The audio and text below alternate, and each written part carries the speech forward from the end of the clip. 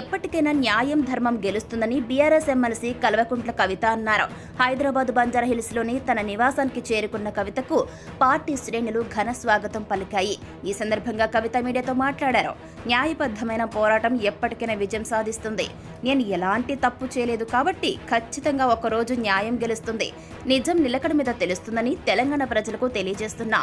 కడిగిన ముత్యంలా కేసు నుంచి బయటకొస్తా. ప్రజాక్షేత్రంలో ఇంకా బలంగా పనిచేస్తాం.